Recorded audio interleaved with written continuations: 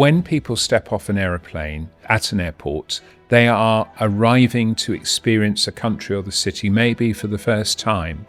And if you do not give them the best possible experience at the airport, you are setting a really bad precedent for what's coming later. What does it take to keep the world moving seamlessly, safely, and at scale? By eliminating queues, making the whole process, double speed, you get double capacity. Paul Griffiths has all the answers.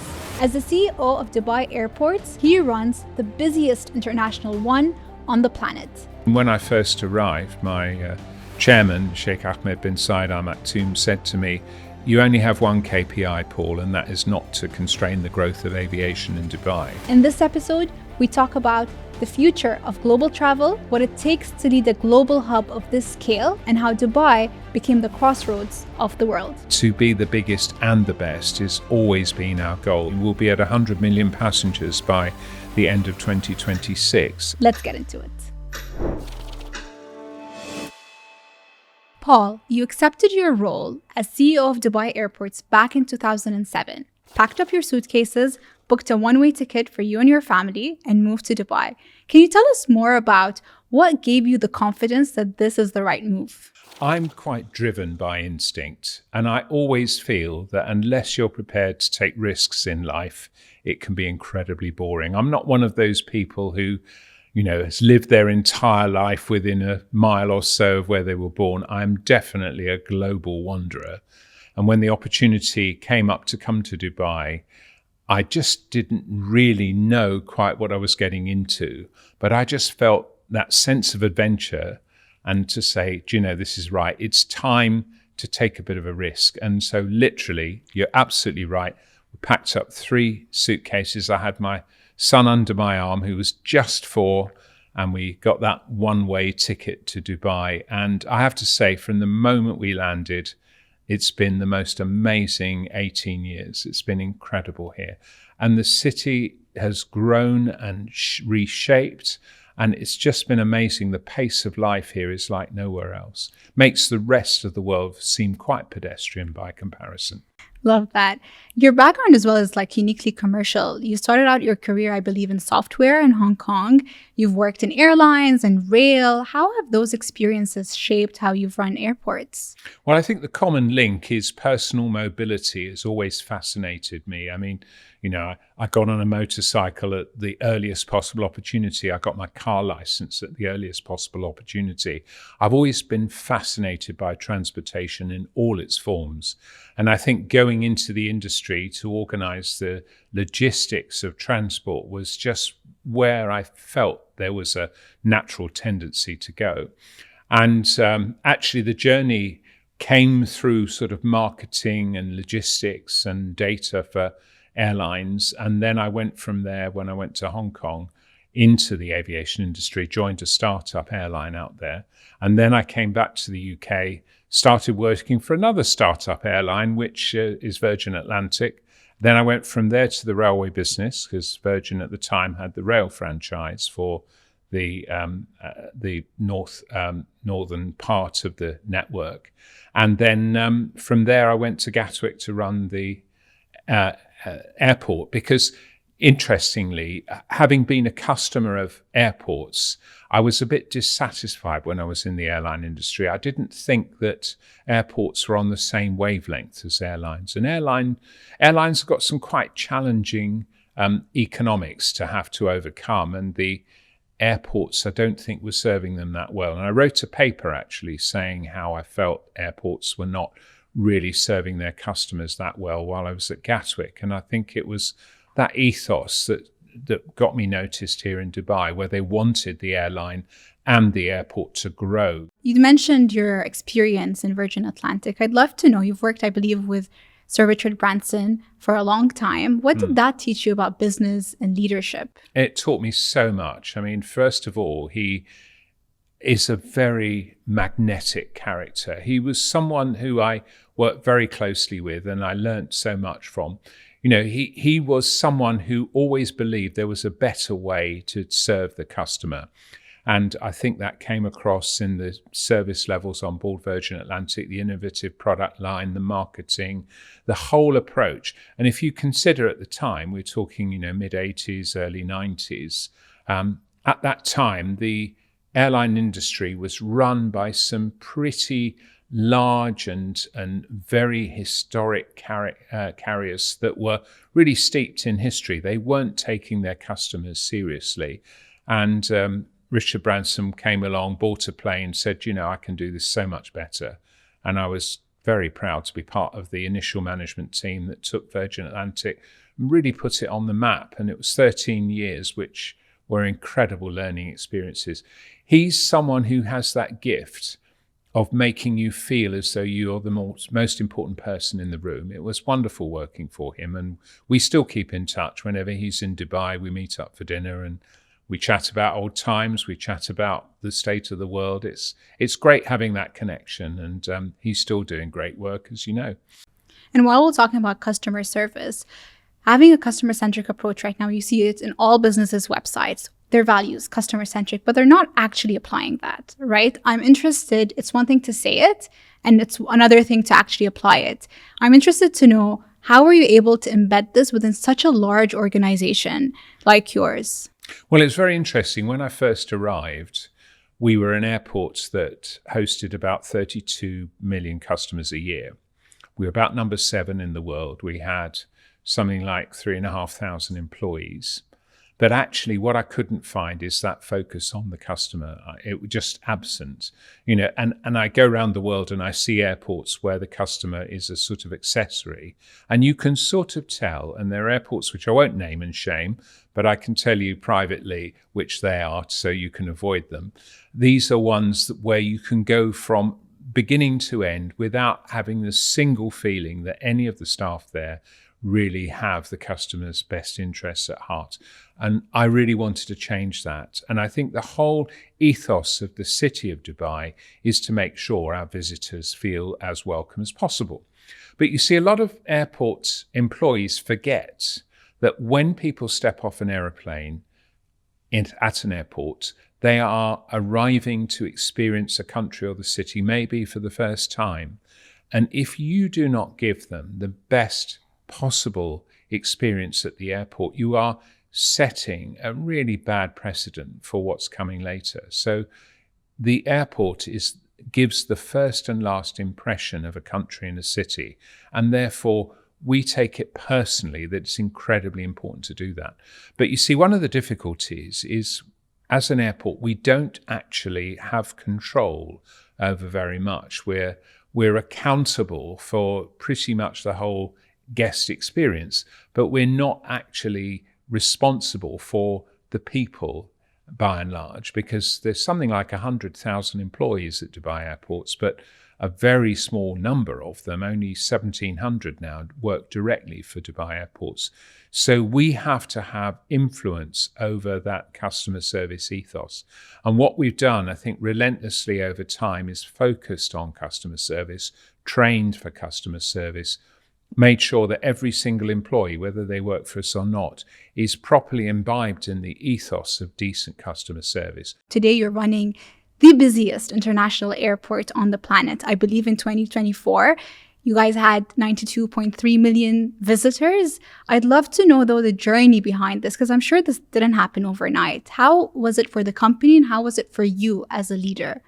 Well, very interestingly, actually, what we decided was we would get into a series of partnerships, because customer service is not just about treating customers and greeting them as they go through the airport. It runs through the entire DNA. I mean, if the Wi-Fi doesn't work properly or the baggage isn't delivered on time, then that's all part of customer service, and that's problems that many airports have. So, sorry, just on that point, I don't want to interrupt you. I have a rating on airports based on Wi-Fi.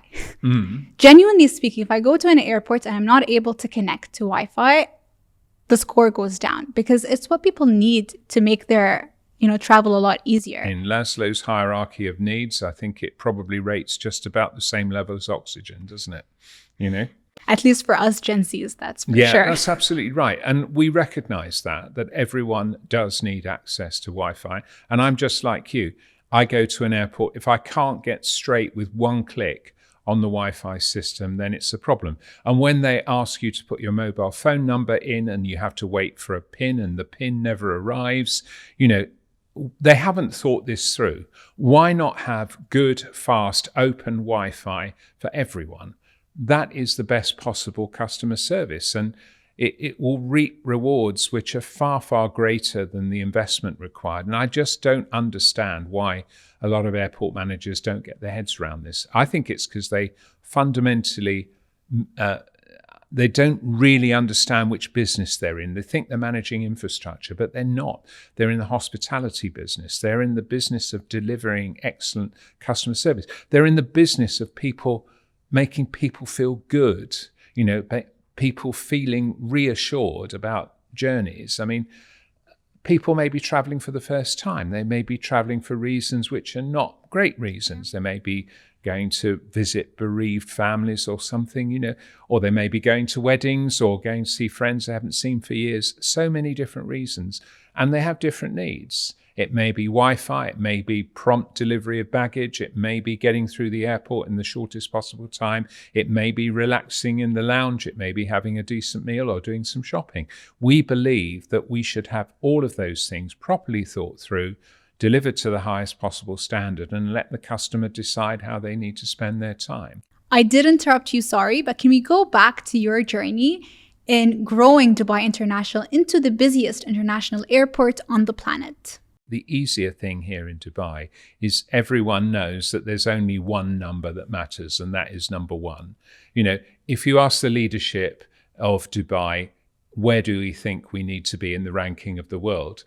It's never really in contention. They wouldn't say, well, around number 5 would be okay. It's not, is it? It's always we have to be the best, the biggest, the best, and we have to get the reputation of the city really up in the stars for people to understand that what goes on here is really excellent. And we've done that, I think, because of that backdrop and leadership. We know that every single stakeholder across the airport understands that number one is the only place to be. So it's relatively easy to get that message across because people understand it. It's the sort of DNA of the city. But were there other key decisions that you've made that had an outsized impact on growth as well? Oh, massive, yes. I mean, when I first arrived, my chairman, Sheikh Ahmed bin Said Al Maktoum, said to me, you only have one KPI, Paul, and that is not to constrain the growth of aviation in Dubai. I've taken that fairly seriously because when you've only got one KPI, it's quite easy to see whether you succeeded or failed. And of course, Emirates at that time had ordered 58 A380s. Then they latterly went on to order a total of 117 aircraft. And of course, Dubai International actually is quite a small airport. The runways are quite close together, and the amount of space that the airport occupies compared to other airports is quite modest. But to get the amount of throughput that we needed to fully utilize all of those aircraft from over 100 airlines, in the 240 destinations in 90 countries that we now have, needed some quite deft footwork. We had to get everything working in perfect harmony and optimize everything. So things like stand occupancy, runway movement capacity, the taxiway flows, the quantity and availability of gates, the terminal layouts, the whole thing were very meticulously planned so that we could maximize the throughputs and get these aircraft optimally deployed going around the world as they do 24/7. So there's a subtlety here where I think some airport managers probably miss.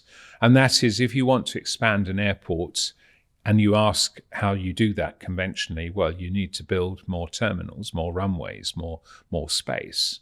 But actually, if you think about it, if you're trying to get people through a facility and you don't have the space to build a new facility, if you halve the actual footprint and you put the same number of people through, you've got the same capacity in half the footprint. In other words, speed people through the airport in half the time, you've got double the capacity in the same space. So we've been very fortunate to follow that ethos. And one of the byproducts of that, of course, is space is very inflexible and very expensive to create. But flow is something actually that technology can help us create.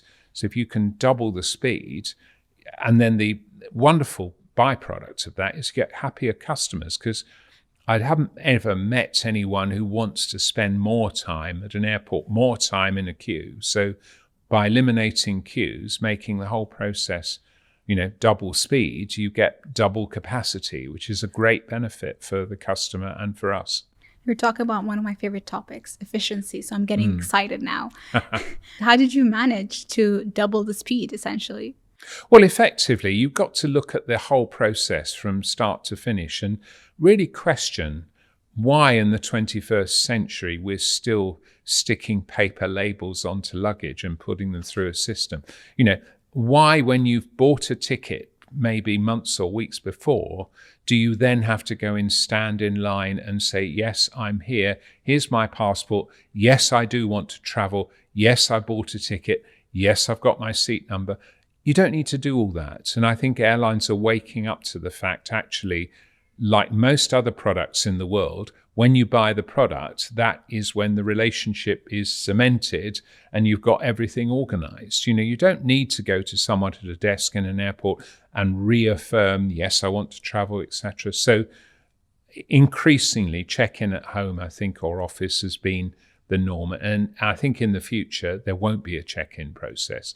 If we can do the same for luggage as well, so you don't have to put it on a conveyor belt and stick a label on it. I mean, why suitcases are not pre-printed with a barcode so you can track them at every step of their journey, I just can't fathom. And it's about time we eliminated all that baggage processing. Similarly, now at DXB, we're very fortunate. We were one of the first airports in the world that's rolled out the idea of biometric recognition. So if we can do one biometric signature on entry into the airport that the customer isn't even aware is going on, and that does everything, the passports, security, customs, check-in, baggage, and it's just a question of dropping your bag and walking. That's ideally where we'd like to get to. Music to my ears. Honestly, I never understood why we have to do that. I'm like, I just checked in online. I'm coming. Yeah. I'm here. Don't worry about it. And something I never understood as well is there's so many steps to getting on the plane, right? And you have to verify, yes, this is me. Yes, this is me. But then when you're off the plane, on the baggage conveyor belt, it's like a trust system. Anyone can pick up your bag. And I'm like, surely there's a better and safer way as well to handle that. So I'd love to know, how do you think tech would help with that entire process? Well, I think there's something in baggage processing that we haven't quite figured out, and that is the carousel is not a great way of delivering bags. Wouldn't it be better to have an intelligent system that knows where you are, knows where your bag is, and brings the two together? So as you're walking out of the airport, maybe we need a linear conveyor, and as you're walking along, your bag appears. Wouldn't that be great? So you just pick up the bag that's next to you. And again, we could have a validation of that. Yes, this is you. Yes, this is your bag. All done. Off you go. So if someone picks up the wrong bag, there could be an alarm which says, oh, excuse me, that's not the right bag, etc. Technology now is so advanced. What we're struggling with is how the human interface can keep up with the pace of change of technology. And what I'm very excited about is that there's hardly any problem that you can't give to people working in the tech industry and say, look, this is the outcome we want, create something, and it can be done. AI is going to get us there even quicker. I mean, I'm very, very excited about the impact of AI on the efficiency of airports. Because if you think about it, we've got so many different data sources within airports. Trying to get a human to package all those together to make the right decisions is really, really quite tricky. But actually, the processing power of AI will just, in a few microseconds can come to conclusions that the human brain just cannot compete with. And we're doing some very, very early experimentation into video analytics. So when an aircraft arrives on a stand, we analyze all of the different processes that are going on. When the steps arrive, when the baggage is taken off, when the fuel truck arrives, when the service areas are all sort of allocated to the aircraft, they all come together. And what we're actually now doing is analyzing those and saying, is there a smarter way of doing this? Can we cut time out of the turnaround? And actually, we've taken some of the hints from Formula One. When race mechanics used to take nearly a minute to do a pit stop, now it can be done in about 3 seconds. And that's by relentlessly looking at the process and saying, how can we combine or eliminate things or make them so much quicker? And if they can do it, then we can slavishly copy what they've done in Formula One and hopefully make aircraft turnarounds so much quicker. Because if you've got an aircraft that costs, say, more than $400 million and it's sitting on the ground, every minute it sits there, it's not earning money. So if we could actually make the turnaround more reliable and more slick and get that aircraft away quicker, you can increase the utilization of a very expensive asset and make them more reliable, make them earn more money, make them more productive, and get the on-time performance optimized. Talking about the future, we have to talk about the closure of Dubai International and moving operations to DWC. Tell me more about that. Why is Dubai International not best suited for Dubai's future aviation needs? It's all about, I think, the evolution and growth of the aviation industry. I mean, we'll be at 100 million passengers by the end of 2026. And I think the absolute maximum capacity we're going to get to by the end of the decade is probably about 115 million. Now, for our footprint, even with all of the efficiencies that I've described to make it a better experience for customers, and the sheer physical size ultimately means that there is a cap on capacity.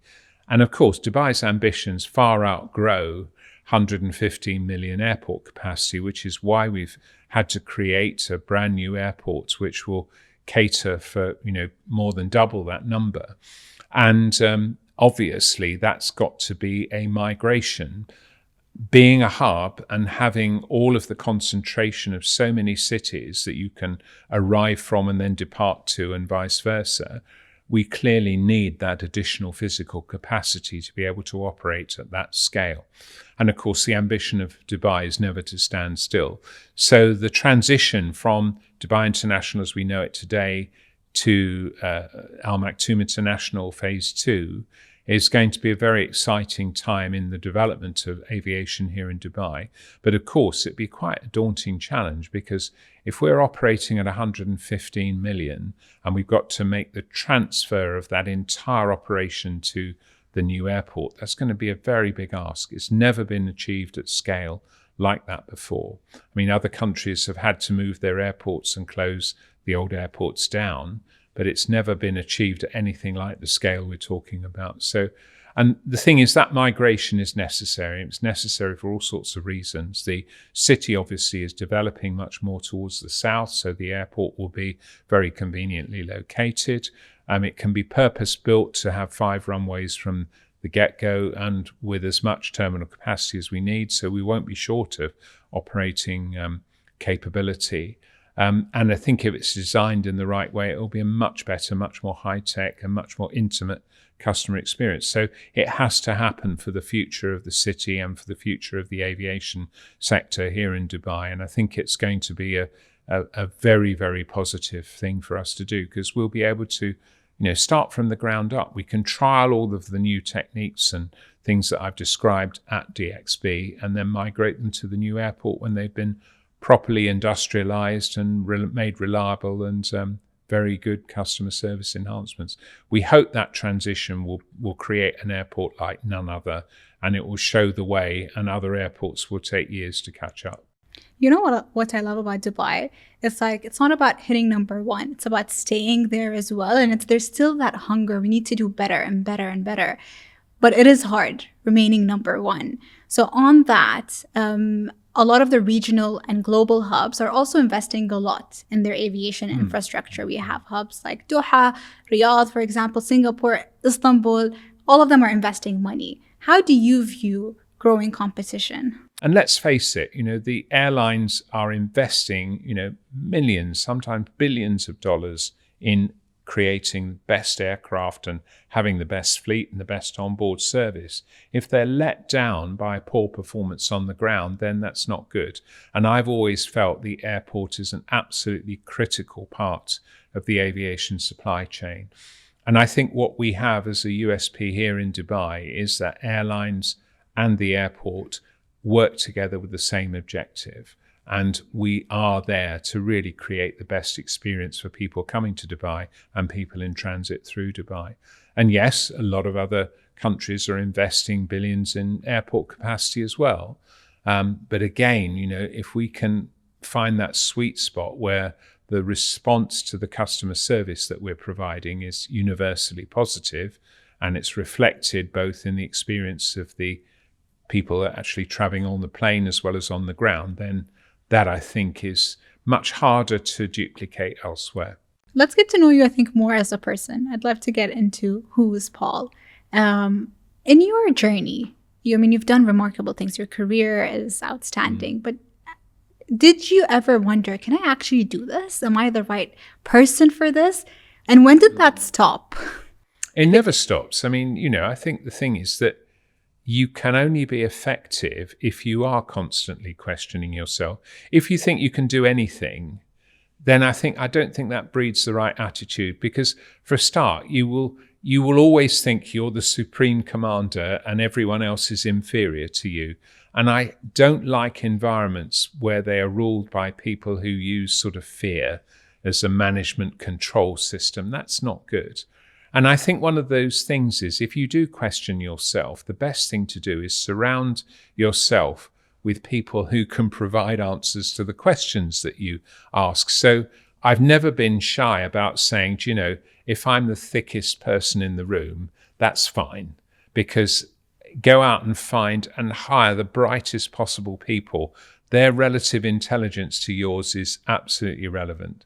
And quite honestly, building a management team and having people around you that have got great brains and have got great solutions to questions that you don't know the answer to, that's always a really, really good thing to do. All right, let's go from reflecting back on the past and then looking ahead into the future. Where are you placing your bets for the next decade? I think, as I mentioned earlier, AI will transform our lives, probably in ways that we can't even imagine. I still believe that human-to-human communication will remain the primary and most valuable source, but taking all of those processes out of our everyday lives that we hate doing and making it much more personal experience, I think will be one of the things that we will be in the future. One thing I think that will be transformed is personal mobility.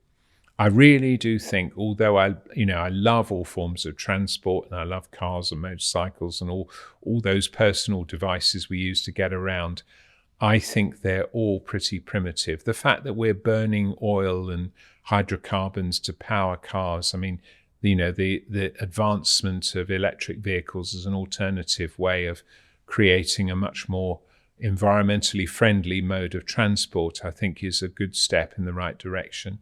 But I think actually the concept of tying up so much personal capital in buying a box with 4 wheels that we use about 10% of the time will seem absurd in a few years. And the fact that we, have to sit behind the wheel and drive something, that also will be absurd.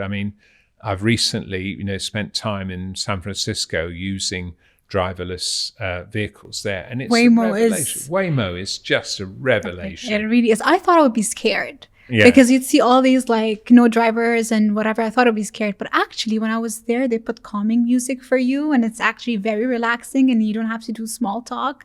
So it was great. And the great thing, of course, they don't need to take a break, do they? The driverless car will just carry on. And one thing I think will be a huge benefit is, that we don't travel at night because you have to sleep. And therefore, driving through the night is not a realistic thing that any of us could do. But if we could undertake long journeys just simply relaxing in the back of a car, whilst the car itself drove us silently to our destination in a sustainable way. I mean, I've been an advocate that hotel owners should collaborate with driverless car manufacturers and produce a product which is effectively a hotel on wheels, and jumping into bed, and waking up 500 miles away the next morning, I think is just heaven. It sounds brilliant, provided you wake up where you actually intended to be, it'd be wonderful. And I think, it could be easily made completely carbon neutral to do that. And I think that's probably the thing that will transform our everyday lives. How we travel in the future, particularly over shorter distances, will be very different from today.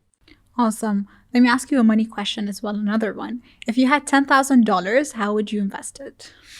If I had $10,000 to invest, I think what I would probably do is find a startup company that has a great idea and gives someone the opportunity to do something extraordinary. Because when I was, in my very early 20s, I started a business and my parents lent me the money to do it. And actually it wasn't very much different from $10,000. And they had to put their house on the line to be able to lend me the money to do it. And that was such a bold move. And I think that, I was inspired by that. And I think giving, a young person $10,000 if they've got a great idea and hoping that they will use that, because getting started on an idea is difficult. And I think to have the tenacity backed up by the financial capability to stick at it. So many good ideas don't come to anything because people give up just a bit too early. I'd like to be able to give, someone that staying power to be able to get across that first hurdle starting in business. That's always the most difficult thing, getting started. But, getting over the line and not giving up too early, if that was enabled by investing in something, then that's the way I would do it. And it's a real problem. A lot of VCs are like, oh, this person didn't quit their job, then we're not gonna invest in them. But people have real responsibilities as well. So I love your answer. While we're talking about young people as well, if you were 21 today, what advice would you give yourself? I think the advice I would give myself is the world is a big place and opportunities are very different today than they were before. And I would say, don't be sucked into convention. Don't think that if you don't follow a conventional course that you won't make it, because I think success comes to those who are bold, who have belief, who have staying power, who have the ability to articulate something they're passionate about. And I think what I would say is, don't pursue a career because you think it will make you rich or it will make you famous or something. Find something you're absolutely passionate about. Devote your time and attention to being successful in that field and find a way of monetizing it so you can live. Because to me, passion for life and happiness and fulfillment are so much more enjoyable goals to have than simply making money. Yeah, before we wrap up, Paul, you have achieved the impossible. You've had a great career, but what's next for you? That's a very tricky question. I keep asking myself that question. And I think, well, in 2 years' time, maybe I'll do this. And I've been asking myself that for probably about the last 20 years. I think one of the things that I really enjoy is if I can help people achieve things that they didn't, think they could achieve. So perhaps, advising people how to build their careers, using the sort of experience I've had, particularly in transportation, to help people, create things that perhaps they haven't figured out a way of doing, or giving people advice about, how their careers need to be run and what decisions they have to make. It's interesting when you've been in the business for as long as I have, you've pretty much seen a lot of the scenarios that people, when they're in their 20s and 30s, perhaps haven't experienced. And I'd like to be able to help them with a bit of a shortcut as to what to do and what not to do. But again, the world is changing so quickly. it's important to keep in touch with progress to be able to give good advice, not just historic advice. This has been an insightful conversation, but shall we wrap it up with a quick rapid fire? Sure, go. Describe your morning routine. Swimming, shower, banking, travel. What did you want to be when you grew up? Cathedral organist. Who inspires your leadership style? Richard Branson. Journey or destination, what matters more? Journey. What's one mistake people make when setting up a business? Giving up too soon. What's one trend you completely underestimated? The rise of technology. Thank you, Paul. This has been wonderful. Pleasure. Thank you very much. Thank you.